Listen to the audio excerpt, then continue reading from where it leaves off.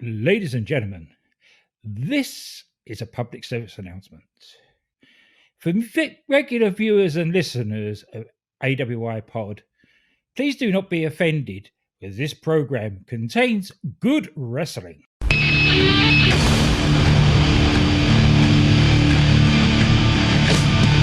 my life in the box in front of me. Taking talk in my arms is the soul of me. You walk by, ask to see me laying face down.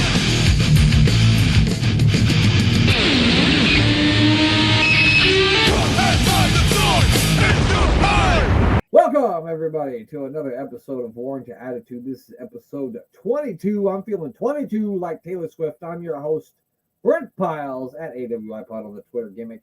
And with me, as always, from across the ocean and from the future, he is the ballroom brawling, disco dancing, dynamite stretching, intercontinental playboy.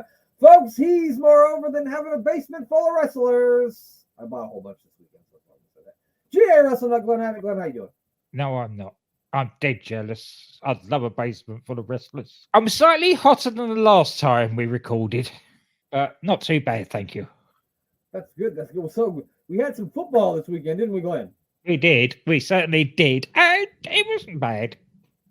It was moderately successful. Underachieved slightly.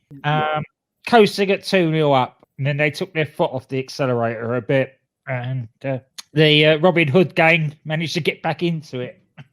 It made me sweat out the last 10 minutes and plus stoppage time. Thank God there was only 4 minutes of stoppage time. Thank God. What a kind referee. Yeah, There's been some games that have gone on for an extra quarter of an hour.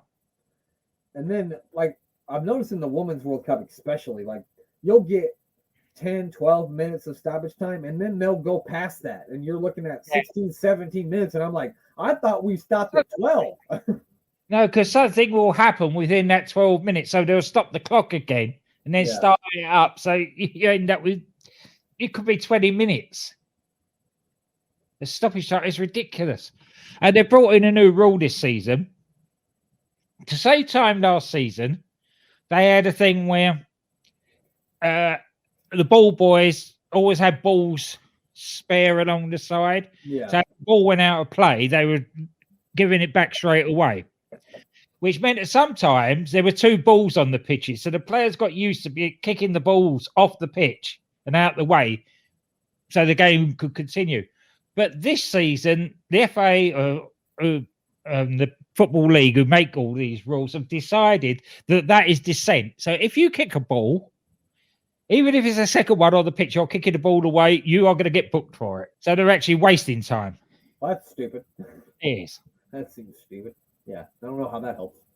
And then also, I watched Tottenham getting a 2-2 draw with Brentford, which made me happy. Brentford is my second favorite Premier League team because my name is Brent and they're Brentford, so it only makes sense, right? Oh yeah. They're sort of fuck Spurs, you know what I mean?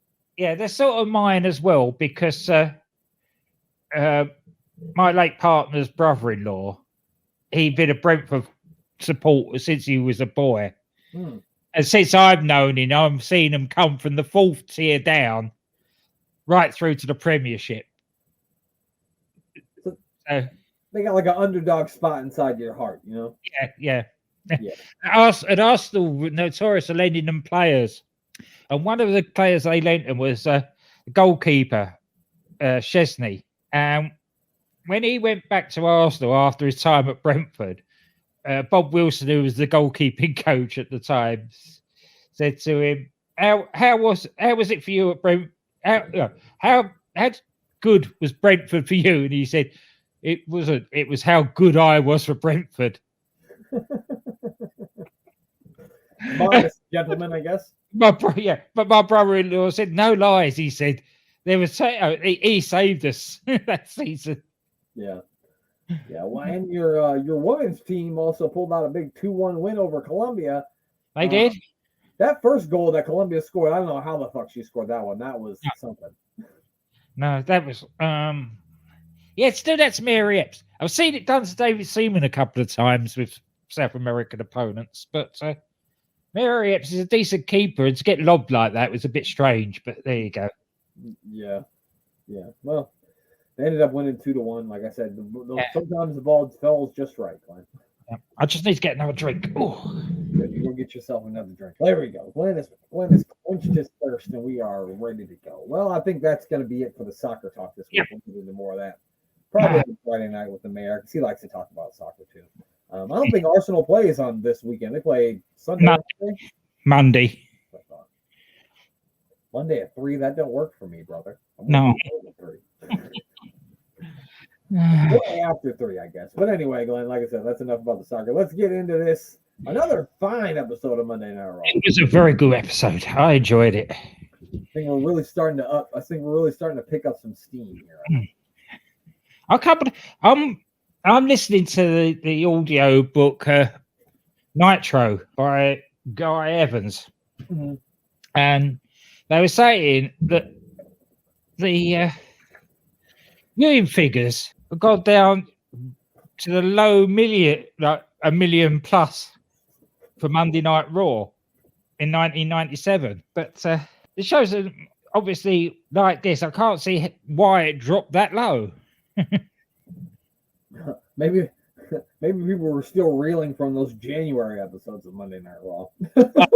That was probably it. It was probably two, all those dodgy ones, and then you've had 2 dodgy leading promo episodes to not very good pay-per-views. Not the best pay-per-views. So that's probably why. Obviously, at this time, WCW are knocking it out the park. Yeah, they didn't do anything wrong at this point. Tits up behind the scenes. Yeah, they just there weren't quite yet 48 members of the NWO just yet, so it's still going. Anyway, so this episode of Raw is from April the 28th of 1997. It hailed from Omaha, Nebraska, in the Omaha Civic Auditorium, which is exactly 55 miles from where I live. I've attended many wrestling events, a couple of wrestling events in Omaha, but I never saw any at the Omaha Civic Center. This place was opened in 1954, and it was the hub for sports in Omaha, Nebraska for a long time. I'm bringing this straight from their Wikipedia page, Glenn. I didn't make that up. It seated 10,960 people. I'm shocked that it held that much. It actually held Elvis's last concert on January 1977, as he would die less than a month later. I actually knew that. Did you? Yeah, I actually knew that his last concert was in Omaha. Don't know why I know that. It's one of those stupid things that is just in my head. It's like the reason why I know the lyrics to Johnny B. Bad's theme song. We don't know. We just do. Yeah, so your information is useful. Mine isn't.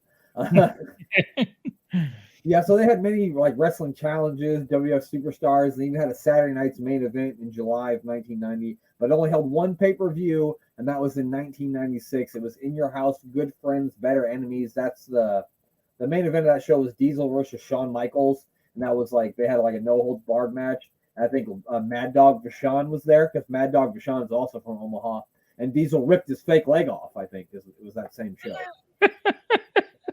As you would. Yeah, that's probably what someone does. And I usually tell you about stuff and things you can do at this event center, but you can't do that, Glenn, because that shit got demolished in 2016. So it ain't there no more. It's just a grass field now. All right. Oh, well, you never gave me football then. Yeah, I don't know if there's a whole lot of soccer going on in Omaha, but maybe. Well, either type of football, it doesn't matter as long as you've got flat grass. That's true. I'm sure they are.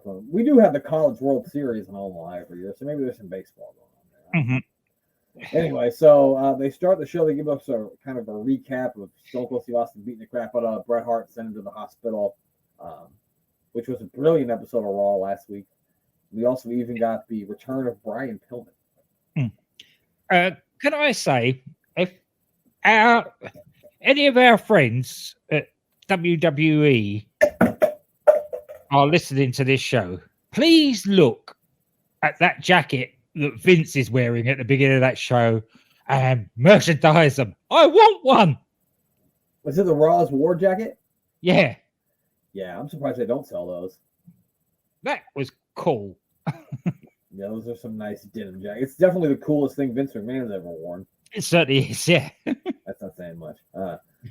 So we open the show, and Brian Pillman is making his way down to the ring. I was going to make a clip of what he said, but he said a lot, and he went on for a long time, so I didn't.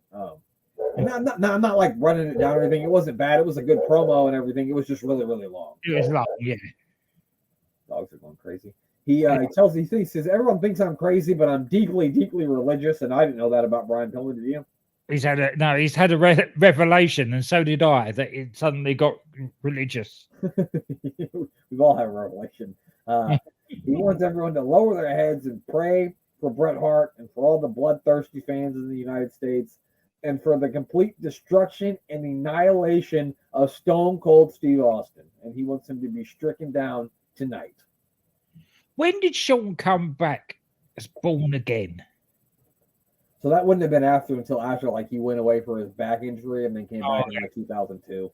Oh yeah. So they weren't able to go at that then. No, not quite yet. I don't think. Yeah, Shawn had found his Lord and Savior yet. He was still into drugs at this point. You're leaving that to Brian Pillman at this time. Yeah. He wants everyone to open their hearts and their minds for Bret Hart, and then that's when Stone Cold Steve Austin shows up on the screen and he tells Brian Pillman that he better pray that I don't come out there and kick your ass. Bret Hart can't save you. Pillman says, I'm not afraid of the devil, and he's going to turn the other cheek, and then he basically shows his ass to Stone Cold Steve Austin without pulling his pants down. Yeah, thank God. Yeah, thank God. So I was thinking, no, please don't, Brian. God rest his soul. I know what he was like. Thinking, no, don't do it. Pretty sure in ECW he tried to whip out his dick and take a piss in the ring, didn't he? He did. Stone Cold starts coming down to the ring, but it was a trap as Bulldog and Owen come from behind and they try to attack Austin, but Austin gets out of the ring and he escapes through the crowd. But we're not done praying, Glenn. We're going to keep on praying for Bret Hart. And we're all going to need to get down on one knee and pray again. He asked the Bulldog if he wants to pray for anyone. Of course, Bulldog wants to pray for Bret. Then he asked Owen if Owen wants to pray for anyone. Of course, Owen says the same thing. They got to pray for Bret. But then we see Austin in the back, and he's looking for a weapon. And at first, he grabs a fucking axe. And I'm like, oh, shit. He's going to cut these motherfuckers' heads off. Which is logical. Yeah. The first thing you pick up is an axe. You don't then go and knock the head off of it just so you can go out there with an axe handle. Yeah, I thought it was strange. I thought it was strange. And then he heads back out of the ring. He then chases them off with this axe handle.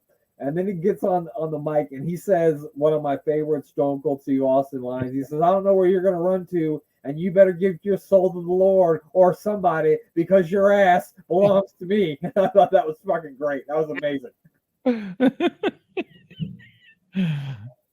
Yeah, Steve Austin's really coming into his own here now. Yeah, like not a lot sticks in my memory from the year of 1997, but I remember being at my friend's house and watching this Raw because we were both so jealous of all of our friends who got to go to the show, but we didn't.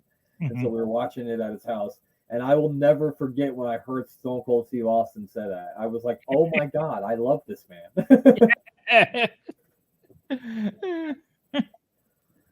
Yeah, so they tell us Bret Hart's on his way to the arena and that we're going to see Rocky Maivia defend the Intercontinental Championship against Owen Hart, and the Bulldog will take on the Undertaker in the main event. And then we get more praying. Yeah, because the Undertaker's got so many friends, there's nothing possibly could go wrong there.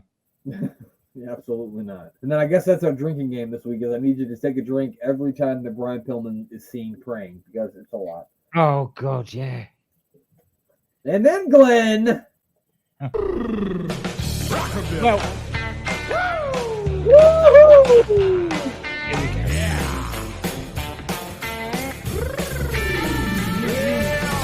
Rockabilly all night long. Rockabilly, sing my song. Woo! Come on, Glenn, you know the words. It's Rockabilly versus Flash Funk. Did you notice something, though? That's not to show up Billy Gunn's lack of Rockabilly's lack of dance ability. He didn't have the Funkettes out there with him. Maybe that's why they said he doesn't need anybody to upstage him anymore. He already can't dance. Yeah, that's it.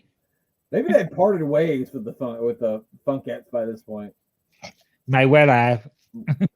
Yeah. That's probably after the Slammies basically said, "That's it, we're done. Thank you, goodbye." Yeah, definitely. Yeah. So yeah, during this match, they show us that Bret Hart has arrived in an ambulance. That's something I've never understood about wrestling. is why would a wrestler come to the building in an ambulance? Ambulance, yeah. He went out, and it's the same ambulance he went out in. Yeah. They drove it from wherever the fuck they were last week to Omaha. I'm sure you have. It's not like over here, but it's all the national health, so it's all standardized. Although there's different companies now that are sort of getting in on the market. Over there, I'm sure it's all contracted out. So you have the same ambulance in Omaha as you had in Canada. Well, so last week when Bret Hart got hurt, let's just put it was in Binghamton, New York. Oh, that was it. So, you mean to fucking tell me that they drove from Binghamton to fucking Omaha with Bret Hart in his wheelchair in the back of a fucking ambulance? No. No one has ever came from New York to Omaha on purpose. No one's ever done that unless they were passing through. And I'm sure we've seen that ambulance a few times in ambulance matches as well. Yeah, fucking probably. But yeah, I just thought and then when King questioned, he said he arrived in an ambulance. Vince said, of course. Like, why? Of course. Every fucking week he arrives in an ambulance. Yeah. Why wouldn't they? Yeah. Vince acted like that was a stupid question. Yeah. Well, this basically sums up this match. Although it wasn't bad, it is the match that if we were doing a watch along, we'd be talking about anything else during. Right, and it wasn't very long. No.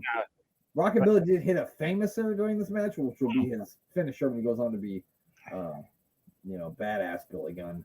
And then, I mean, it's always fun to watch Flash Funk. Flash Funk does do a lot of fun stuff when he's out there. But Rockabilly dances, so anything that Rockabilly could done that was cool, once he dances, immediately ruins it because he sucks at dancing. And then the Honky Tonk Man, for some reason, when Rockabilly's got the upper hand, gets up on the apron for some reason. And so Rockabilly tries to throw Funk into the rope, so Funk reverses it and sends Rockabilly crashing into Honky Tonk Man, and then Funk rolls him up for the win. So pins him with a Hurricanrana at 4 minutes 20 seconds. So marks for it being short. Yeah, very short, and so things aren't going very well for Rockabilly and the Honky Tonk Man here. He's like 1-2, I think, since he's debuted. It's not only does he keep losing, crowd are pissed flat with him. This gimmick is not getting over at all. Yeah, I mean, they're not booing, they're not cheering, they don't give a shit. No. No one in Omaha gives a shit. So they do hit Flash Funk with the guitar over the head after the match was over. So that was the only cool thing that happened. Yeah, the guitar full of talcum powder. Yeah. Yeah. It was filled with the same stuff that was in Chainsaw Charlie's mask thing, or was it was like fuck pantyhose that was on his head, and then he had like baby powder in it. It was so weird. Yeah. Or covered the Yeti. Oh, or the Yeti. I forgot about him. Goddamn powder. So then we see the Hart Foundation there bringing Bret into the arena from the ambulance, and it looks like they're headed out to the arena. Vince tells us that because of what Austin did to Bret's knee, Bret had to have knee surgery. They even show like some weird footage of Bret's knee surgery. It didn't look like any kind of surgery I've ever seen. How about you? No, nor me. I don't know what that was. They look like they're cleaning cobwebs out of somewhere. That's about as effective knee surgery as Shawn Michaels had. Yeah, in the same year. Yeah. And the thing is, he was criticizing Shawn Michaels for his. But I think Bret's is legitimate. I think Bret legitimately is injured at this point. And so Bret has said that he's glad that Brian Pillman is back praying, but it won't help at the fans of Stone Cold Steve Austin. He calls everyone hyenas. That's his new favorite thing now, is we're all hyenas. Yeah. Austin, who is the scum of America and a hyena, and also everyone in the audience is part of Austin's pack of lousy hyenas. Yeah. So everybody's a hyena as far as he's concerned. Yeah, and every now and then a hyena sneaks in and it kills the king of the jungle, the lion, but they didn't kill me because I'm still here in a wheelchair. And that's kind of the gist of what Bret Hart says. And then he says, that ambulance that brought me to the arena that drove all the way from Binghamton, New York, that's a lot of gas money, and we're going to have it drive Stone Cold Steve Austin all the way back to Binghamton, New York. Okay, he didn't say that. He said that they were going to put Stone Cold Steve Austin in that ambulance, and that his days are numbered, and all of us people make him sick. And then I love the bit where he says, I keep telling you, don't you hate how I keep telling you I'm the best? Well, that's how the rest of the realm feels about the USA. that's probably how they felt about all those goddamn commercials they were playing over here about how there was no way any other country could beat us in the World Cup, and that really fucking worked out, didn't it? I'm sure. I don't know if they show those where you live, but they had a lot of ads over here about, instead of people saying "nice to meet you," it was "nice to beat you," and I was like, "Why are we doing that?" Oh yeah, they do it over here as well, and it's really started ramping up now. You think, stop it! All you're doing is cursing them. Right, just shut up. Yeah. Yeah. And then they also let us know that Henry Godwin took a doomsday device from LOD on Shotgun Saturday Night, landed right on his fucking head, and now he's got a broken neck, apparently. And then they show Austin walking around the back. He's asking where the first aid room is, which is something. And then, do you remember that weird promo package with Grandma losing his mind? Yeah. Or Grandpa? Sorry, it wasn't Grandma. Yeah. He's dressing up like Vader and Mankind, walk around the house scaring the kids and shit. I can't understand what. All of a sudden, they started getting these ads. Yeah, very strange stuff. There was another one later on with like a little kid in it that I thought was mildly entertaining, but this one was just like, what the fuck is this? I didn't get it. So the next match, Glenn, it's the LOD, but they're taking on a team that we've not seen in a while. It's Furnace and LaFawn, one of your favorite tag teams, Glenn. Yes. Yeah. And to be fair, they didn't have to do a good promo to start this off. Yeah, it was terrible, but it was good because it was honest. Okay, yeah, that's true. Yeah. As they say, there was no lies told in what they said. The way they said it was rubbish. Yeah, they're not good at delivering those. No. But when they said we're a good wrestling team, but nobody wants a wrestling team, they want clowns and acrobats. They kept mentioning that, these teams get a home field advantage every week. And yeah. Correct me if I'm wrong, Glenn, but when they faced Owen Hart and the Bulldog and Owen are heels, right? Not baby faces. Mm-hmm. I'm sure the fans weren't cheering for them, so no. There's a hole in their story there, Glenn. Yeah. So we get a big LOD chant from the Omaha crowd here. This match wasn't bad, and I do think under different circumstances that these two teams could have a really good match together. This one just wasn't very long. They just didn't have a lot of time. No, and I just wish they hadn't shown poor old Henry Godwin getting his neck broken at the beginning of it. I see you sit there through it going, don't break anybody else, please. And they didn't even do they went for the doomsday device, but then it got broken up, and then Hawkins hit top rope clothesline on Furnace for the pin. And I'm not even sure if Furnace ever got tagged in. No, I don't think he did. No, it was quickly. And it was either Vince or JR was questioning, he the legal man? Yeah. And Vince said, and then from there. And then that was it. Yeah, so LOD gets the win. JR gets in the ring to talk to Furnace and LaFawn. I don't know why they had to talk again. They said exactly the same thing pretty much as they said in the promo before. They want a rematch, and they want it soon. Mm-hmm. Right. And then talking about promos, that Ahmed is ready to get crazy. I mean, get crazy. He went crazy. First he apologized, and then he was like, what am I apologizing for? You got 7 guys trying to fight me. I'm a gang member. He said it. I'm not making that up. He said he was a gang member. I didn't say it. He said it. He said it. His blood pressure. Somebody better check it. And then it was this I couldn't believe my eyes moment. The Hearts are planning their strategy, and it cuts, and there's Brian Pillman there, and he's blessing the Slammy Horse. Yeah, it looked like he was praying to the gods of the Slammies. Is what it looked like. Yeah. It was. I was like, "What the fuck is he doing?" Yeah, I thought that was really funny too. And then it's the Intercontinental Championship match. It's Owen Hart taking on Rocky Maivia. This was probably the best match on the show. Definitely, this was a really good match. Definitely Rocky's best match so far. Yeah, I think when I watched this, I got more of the vibes of the Rock that you're used to seeing in the ring watching this match, and I have in all of the Rocky Maivia matches that he's done so far. And that's probably because He's got Owen Hart out there, and you can't find a better dance partner. Oh no, they probably before they had this match basically decided, don't get technical, sell your charisma, don't get technical. Let me do all the technical stuff, and that's what came over. Yeah, definitely. Owen gets on the mic and he dedicates the match to his brother Bret, and that's sweet. He also, of course, starts attacking Rocky before the bell rings. Rocky's got a little facial hair here. He's got a little bit of a beard going, a little bit of a mustache there. Then Rocky starts to fight back with a closed iron out the corner and goes straight to the arm drags. Yeah, hit a lot of good deep arm drags in this match, definitely. Ricky Steamboat would have been proud. Now, Owen fights back a little bit. He hits a beautiful missile drop kick, like picture perfect missile drop kick off the top rope to Rocky here. Yeah, I love what this sort of dynamic between Vince and the King. Vince is going on about Owen dedicating the match to Brent, and the King goes to him, if Rocky had dedicated that match to his father, you'd be saying how wonderful he was. Well, that's true. That's true. Owen starts working on the knees.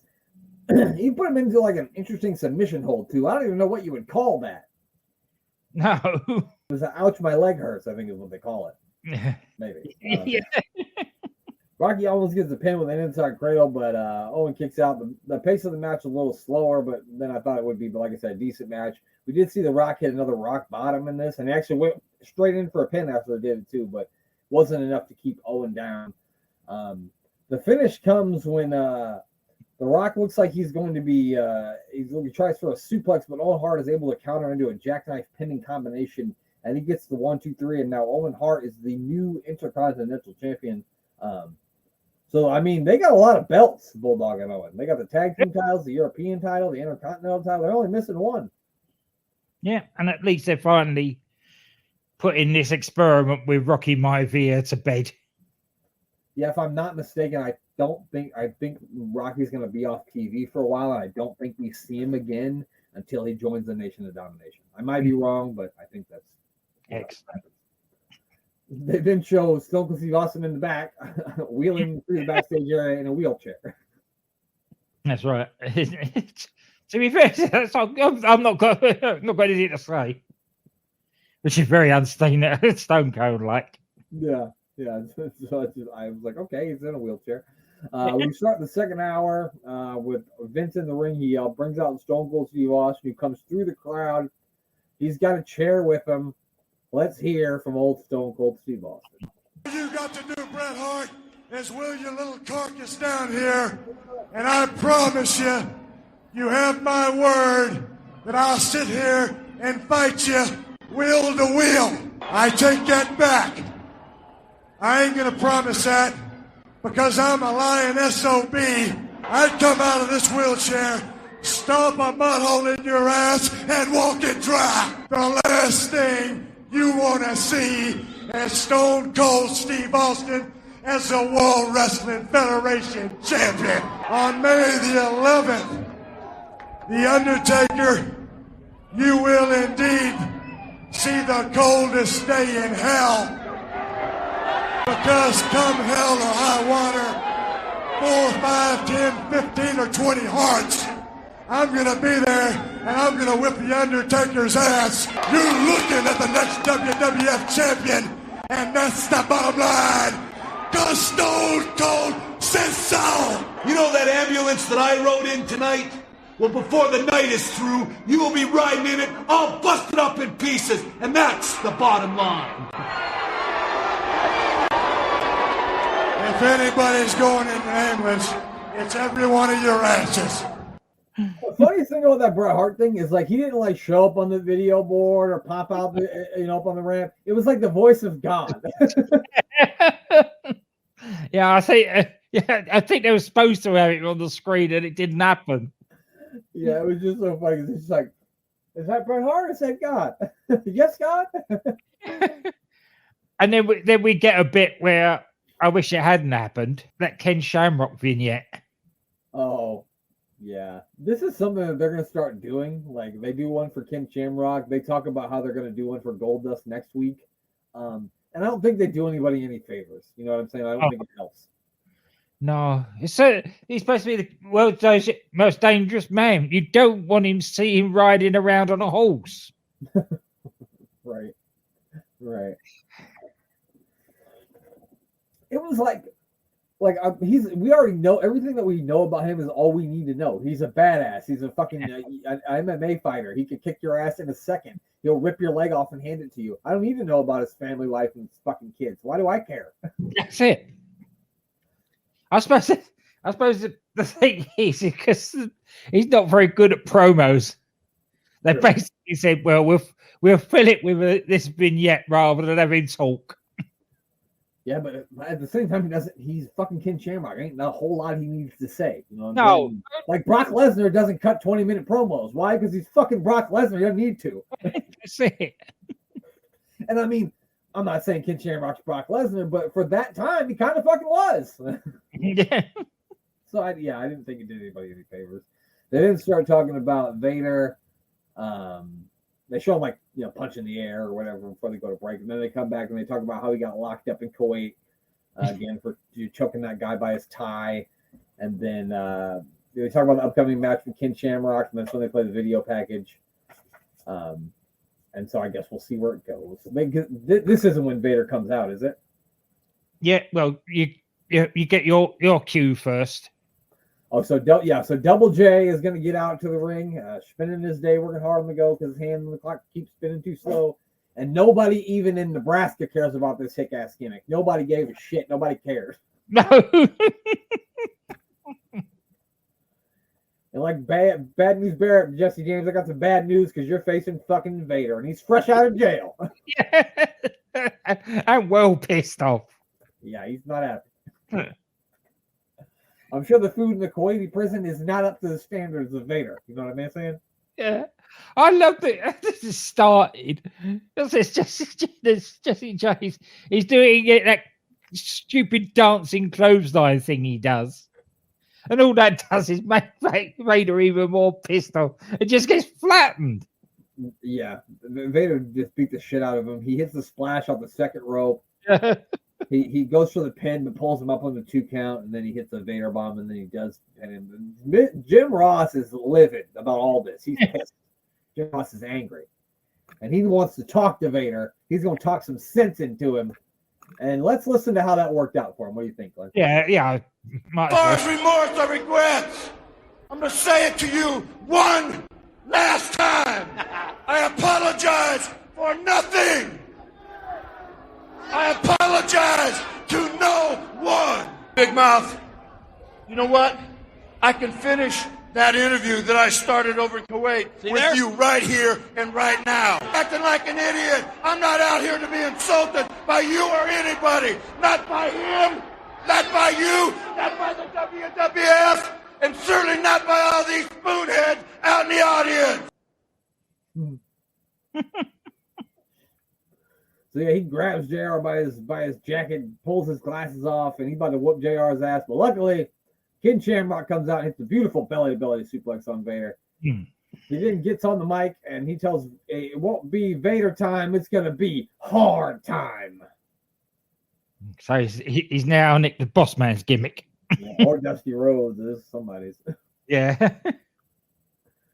But then shows Goldust in the back putting his makeup on, and he's got Marlena with him, and he tells her, "You're not going to the ring with me tonight, because where I'm going is no place for a lady." And as you know, Glenn, if you tell a woman she can't do something, she's pissed and she walks away. Yeah. And why? She's been involved in every other single bit of this feud. Why is tonight not tonight? Yeah. Last week, y'all sat front row incognito, and she started choking her with her fucking purse strap. Why you took her then? Why can't she come now? Yeah. So, if you didn't want her to come out there, you should have said, "Yes, please come out there, stay the whole time, please get involved." Then she wouldn't have came. But since he said, "Don't come," she's going to be out here. So, in case people hadn't guessed, it's Hunter Hearst Helmsley versus Goldust yet again. And we've seen this 5 times, 6 times. Time. And they've never done like a no DQ or a cage match or fucking something. You figure by this point we'd be a stipulation match. You would think so. Yeah. But it's still not. Well, I suppose it was a DQ match this time. That's true. Another DQ. Again, it was pointless. This was just filling a spot on the card. And I don't know what more this feud can do. Like, I just don't. Are they going to do a mixed tag match? I don't know. I just don't. The most amusing bit of this was when Marlena blinds China with the powder or whatever it was she threw at her. And then China thinks that Triple H is gold dust and picks him up by the throat. Now Hunter's not a small guy, and yet China's got him up there, throttling the life out of him. Like he was a child, yeah. Yeah. And then, like, they said it was a count out, but that was the fastest fucking count out I've ever seen. Surely it should have been a disqualification rather than a count out. See, I felt like he started ringing the bell right when she picked him up and choked him. That's when they started ringing the bell. Yeah. But that's his manager. If his manager's choking him, I think that's fair game. Oh yeah, I suppose it is. But yeah, so that means, Glenn, we're gonna have to fucking see this again, aren't we? We are, unfortunately. And hopefully it's a fucking stipulation match because it needs one. Yeah, it does. It needs a blow off.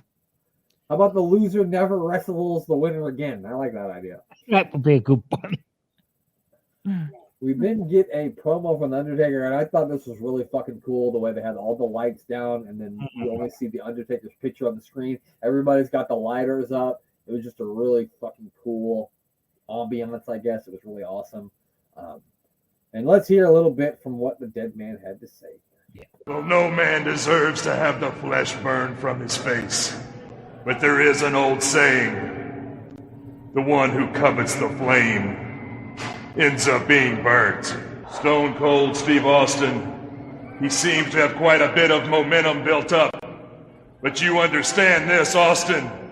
If you come in distracted, you may leave in far worse shape than what a wheelchair will take you. Son, you may just rest in peace.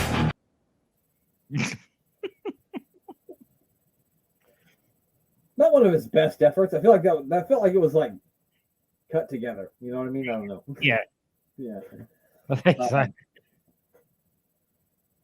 We then get more Brian Pillman because that's just what we need. This time he's praying for the Undertaker to get injured by the British Bulldog. So yeah.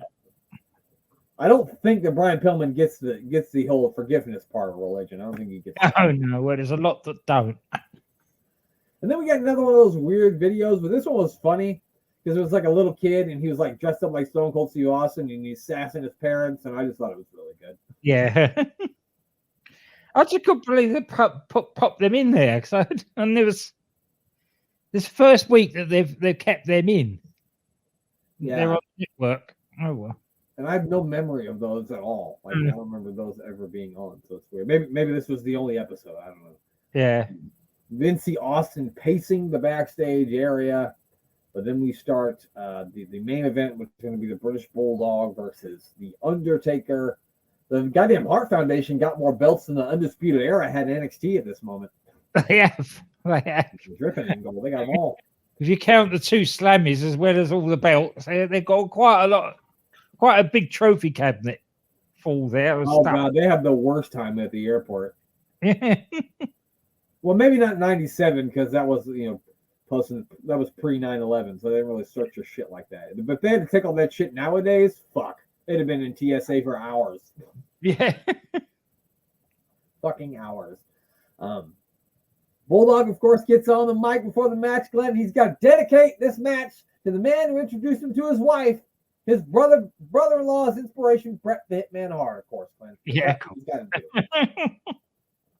it. Yeah, so I don't know. There wasn't a whole lot to this match. Oh, the funniest part about the thing that Davey said is he goes, and I'm going to win the WWF Championship for you, Bret, but this is a non-title match. Not much. Yeah, I know.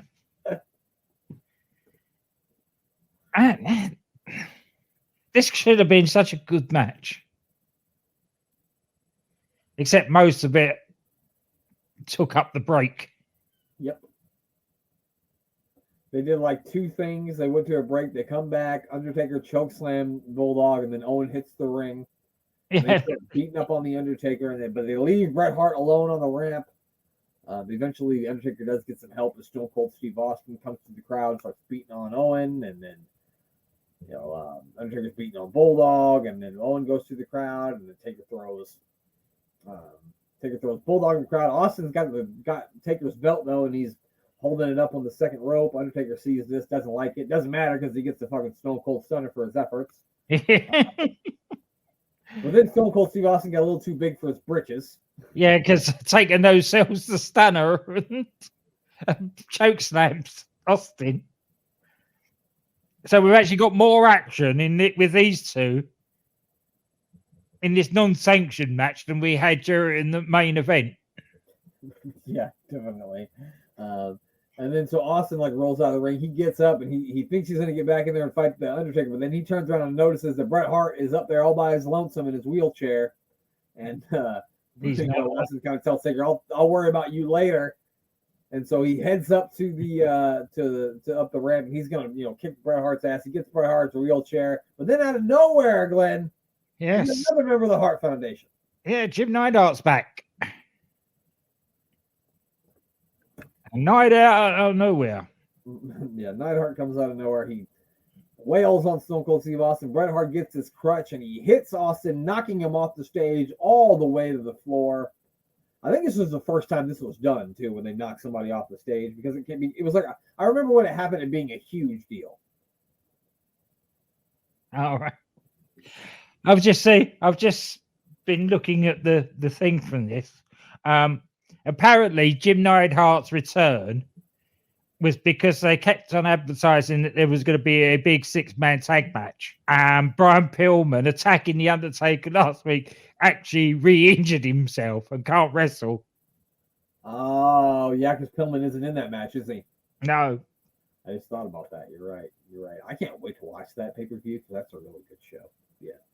The show goes off the air with them taking Austin away in the ambulance, and then they show Brian Pillman kind of staring deeply into the camera, and then he gets like a sick little smile on his face. And he goes black. So there you go. Maybe that's the whole reason for these promos that he's doing, so they can keep him off TV and so he's still doing something. Yeah, we're dangerously close to the Pillman's Got a Gun episode too. That's coming. So. Oh God, yeah. I forgot about that. Yeah, that's going to be coming in the next month or two, I think. So that's going to be fun. But that's it. That's all. Another very good Raw, I thought. Excellent. Yeah, definitely got thumbs up on that one. 100%. Well, that's it. That's all. Me and Glenn have been talking for over an hour because we did the show before this one. Glenn, I'm going to say who you need to plug, but you don't need to say it again because I'll just chop in the plugs that you did from the first show. All the usual suspects. I think they found a bonus episode of Unbooking the Territory. Yeah, like NWA Wildfire or something, and it was Bob Sapp is involved, who's another MMA guy. Yeah, so keep an eye out for that. As you Unbooking the Territory, DC and Doc. The Bang Bang podcast with Andy. And of course, for those sci-fi fans out there, it's the Doctor Who podcast with Danny and Cy. Glenn, unless there's anything else you got to say, I think there's only one left to do, and that's for you to say goodbye. Goodbye.